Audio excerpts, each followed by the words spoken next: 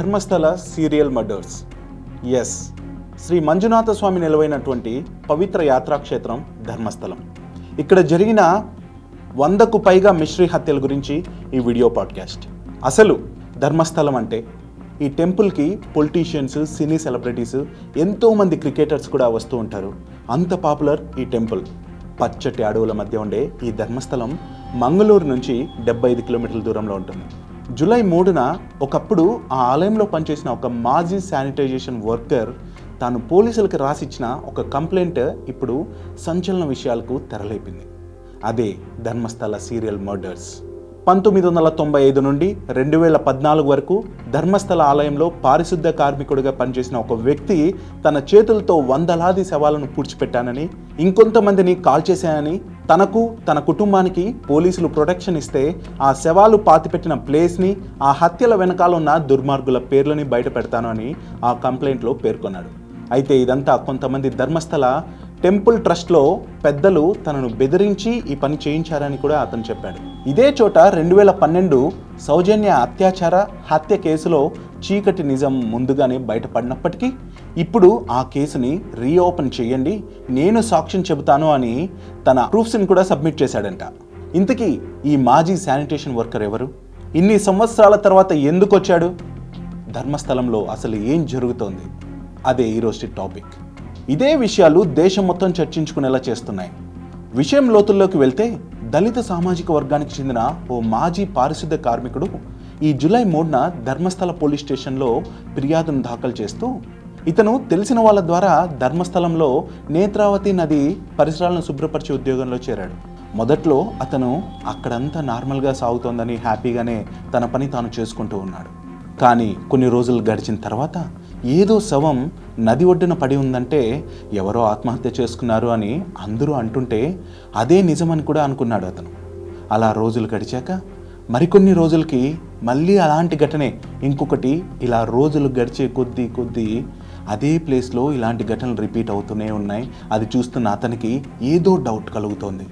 ఇక్కడ ఇన్ని ప్లేసెస్ ఉన్నా ఎందుకు ఈ ప్లేస్లోనే ఆత్మహత్యలు చేసుకుంటున్నారు అని. ఎవరికైనా అదే డౌట్ వస్తుంది, మీలో కూడా, అవునా? ఒకసారి ఆ టెంపుల్ ట్రస్ట్ సభ్యుల్లోని కొందరు పెద్దలు ఒక శవాన్ని పూడ్చేయాలని అతనికి చెప్పడంతో తాను ఈ పని చేయలేను అని చెప్పాడట. కానీ వాళ్ళు బెదిరించి అతన్ని కొట్టి, ఈ పని నువ్వు చేయకపోతే నిన్ను, నీ ఫ్యామిలీని నరికి ఇలానే పాతి పెడతాం అని బెదిరించారట.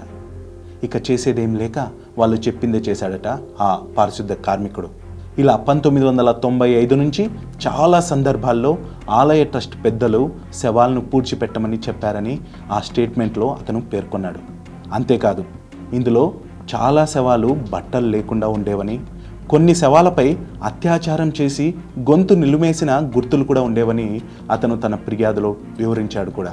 అయితే 2010లో కల్లేరి అనే చోట ఒక పెట్రోల్ బంక్ సమీపంలో 12 నుంచి 15 ఏళ్ల బాలిక శవాన్ని ఆమె స్కూల్ యూనిఫామ్తో పాటు పూడ్చిపెట్టినట్టు చెప్తూ ఆ అమ్మాయిని కూడా అత్యాచారం చేసి గొంతు బిగించి చంపేసిన గుర్తులు ఆ అమ్మాయి శవంపై కనిపించాయని, మరొక సందర్భంలో యాసిడ్తో కాల్చి న్యూస్ పేపర్లో చుట్టిన ఒక మహిళ శవాన్ని కాల్చాలని వాళ్ళు ఫోర్స్ చేసినట్టు ఆ వ్యక్తి అందులో పేర్కొన్నాడు.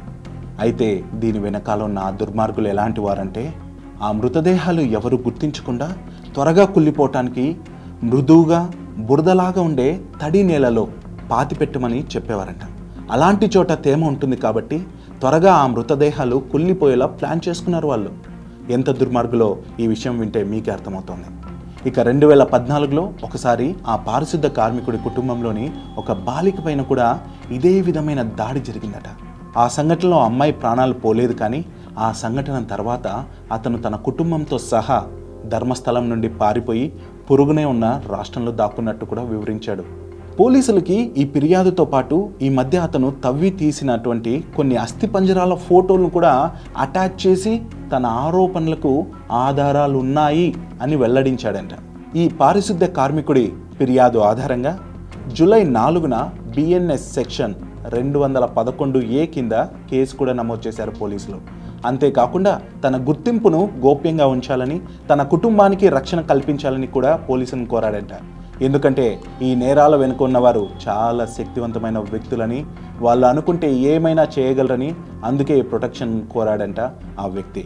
అయితే 2003లో అనన్య భట్ అనే MBBS first year student college trip అని ధర్మస్థలానికి వెళ్ళి తప్పిపోయింది.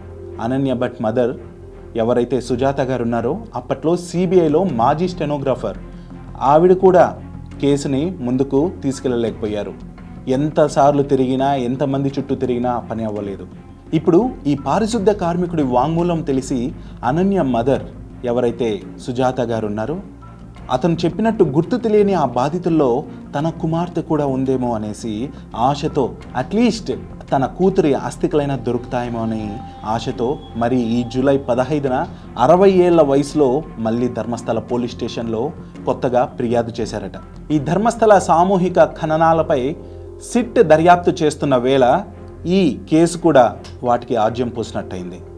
ఆ డిమాండ్లకు ఈ కేసు కూడా ఆవశ్యకతను మరింత పెంచిందని చెప్పుకోవచ్చు.